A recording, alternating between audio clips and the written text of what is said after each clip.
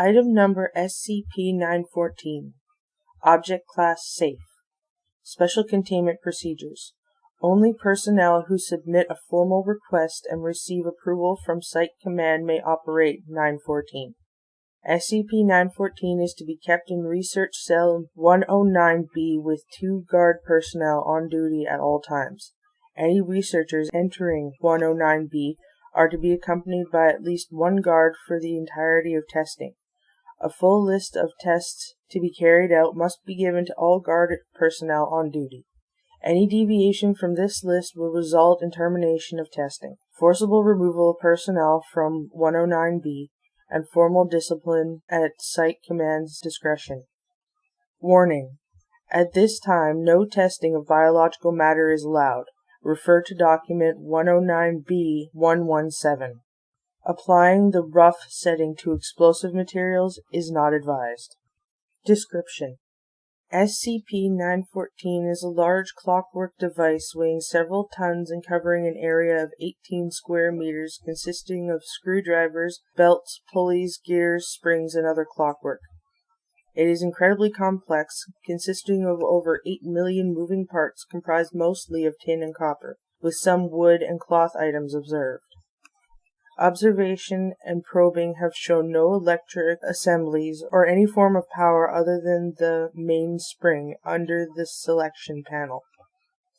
2 large booths, 3 meters by 2.1 meters by 2.1 meters, are connected via copper tubes to the main body of SCP-914 labeled Intake and Output. Between them is a copper panel with a large knob with a small arrow attached. The words Rough, Coarse, 1-to-1, Fine, and Very Fine are positioned at points around the knob.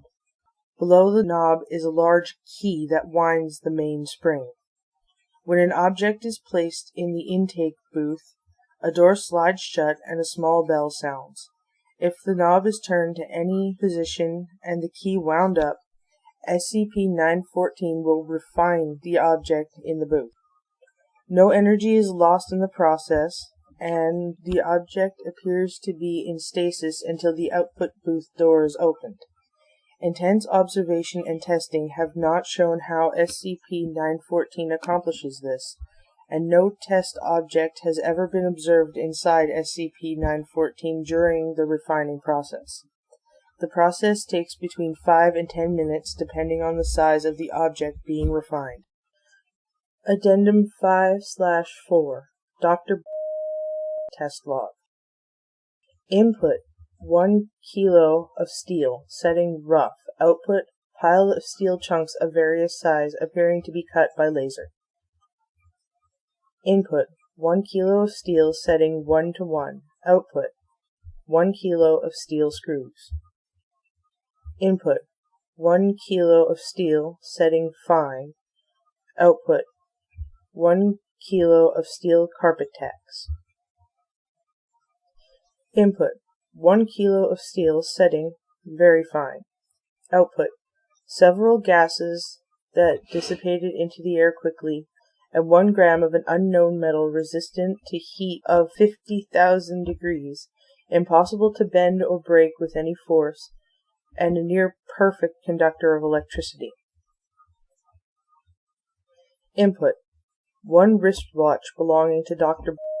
setting coarse. Output: 1 completely disassembled wristwatch. Input: 1 cell phone belonging to setting 1-to-1. Output: 1 cell phone, although different make and model. Input: 1 standard Colt Python revolver, setting very fine. Output: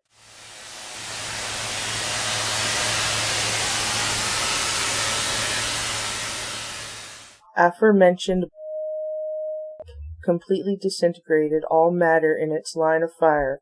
Object contained with high density gamma waves. Input: 1 white mouse, setting 1-to-1. Output: 1 brown mouse.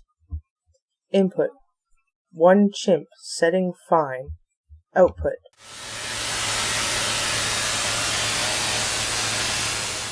Input: 1 chimp, setting rough. Output: Badly mutilated corpse showing signs of crushing and cutting with high heat. Document number 109-B117, Dr. and Dr. Test log. Input: Subject D186, male Caucasian, 42 years old, 108 kilos, 185 centimeters tall, setting 1:1. Output: Male Hispanic, 42 years old, 100 kilo, 188 centimeters tall. Subject was very confused and agitated. Subject attacked security personnel. Subject terminated. Input: Subject D187, male Caucasian, 28 years old, 63 kilos, 173 centimeters tall. Setting very fine. Output: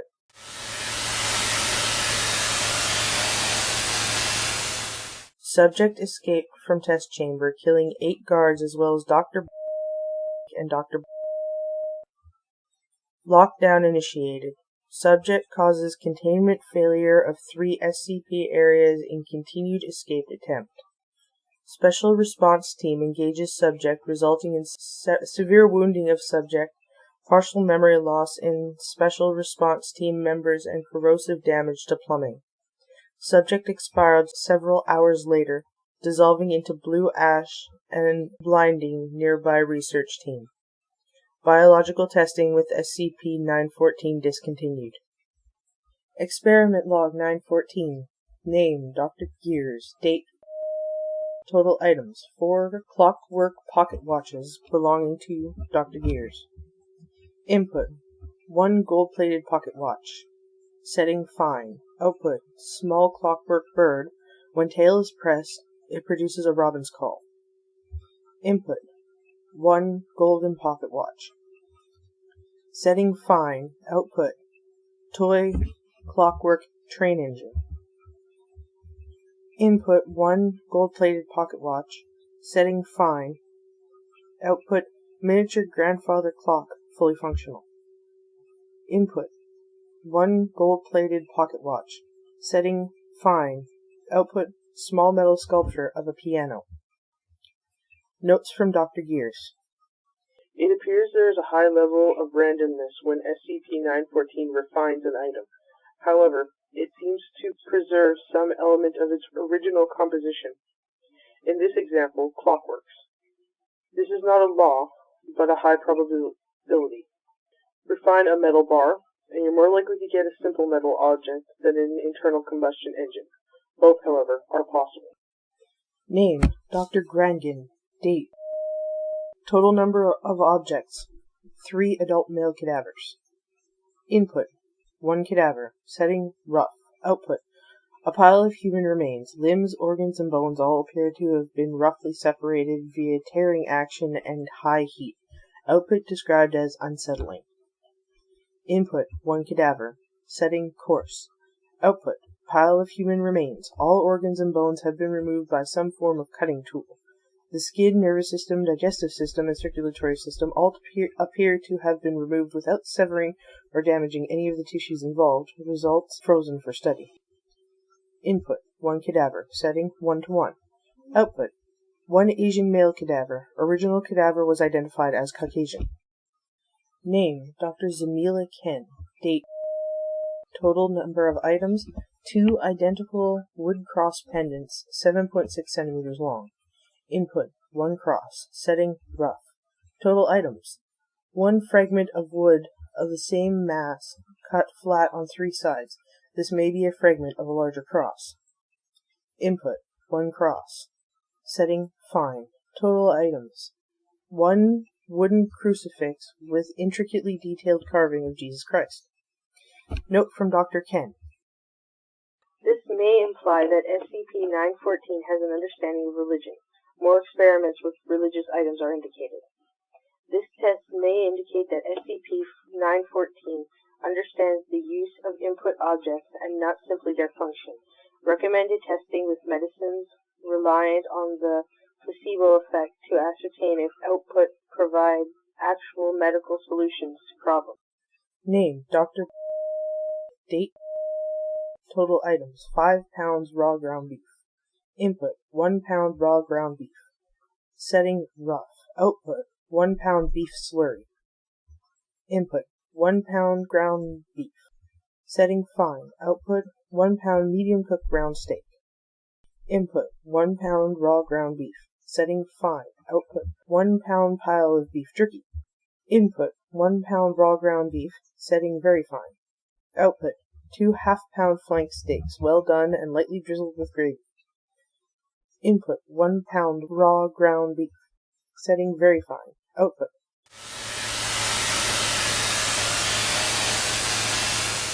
subject terminated with no casualties. Name Professor Q. Date Total items 1 chessboard initial setup. Setting 1:1. Output 1 chessboard, white knight's pawn moved up 2 spaces. Input board as above with black pawn moved to legal position. Setting 1:1. Input 1 chessboard as above with white queen moved diagonally to legal position. Line of testing by Professor Q continues for some time. Professor Q. Yes, I've been playing chess with 914. Yes, I'm aware it's probably non-sentient, but that hardly explains why it's winning.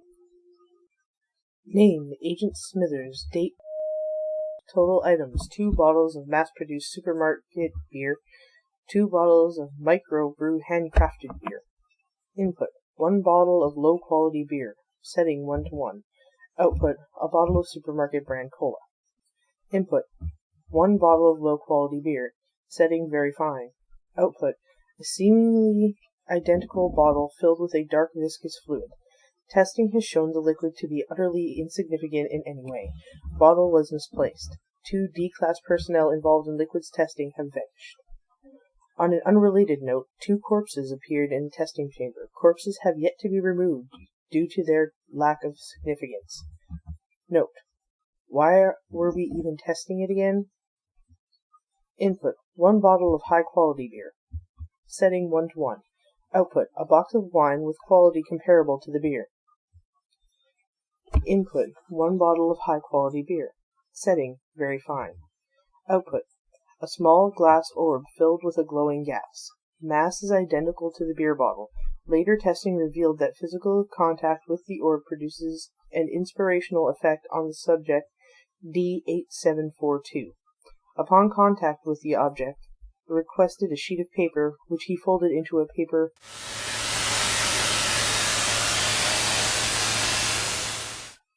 update. It's been 5 months since D8742's termination, and that thing is still in the air. Possible SCP classification? Name Researcher Dufresne. Date 2013-03-01. Total items 2 Beretta 9.8 handguns. Researcher's note: we've yet to test if 914's effects are cumulative. Input 1 Beretta 98 handgun.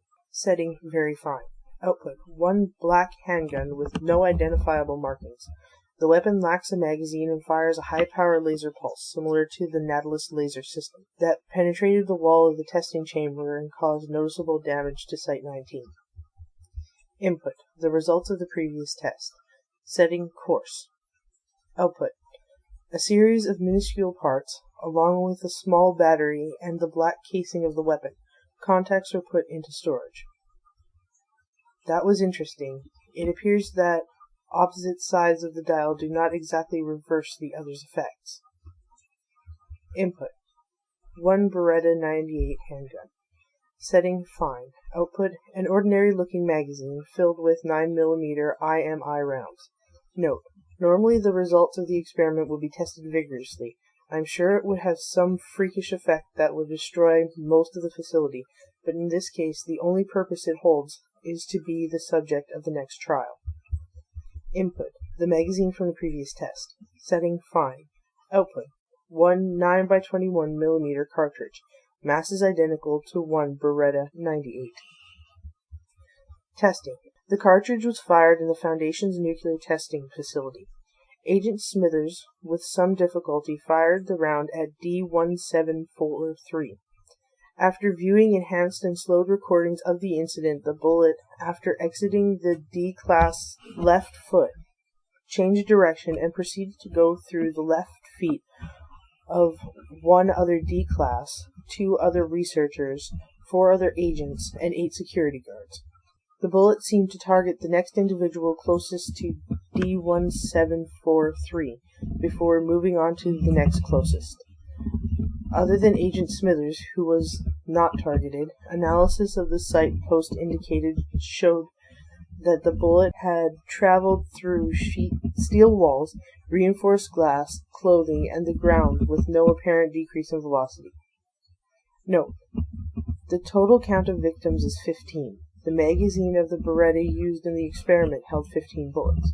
Repeat experiments will have to be done, but I think it safe to say that cumulative trials appear to have an exponential rate of increase on the anomalous effect of the item.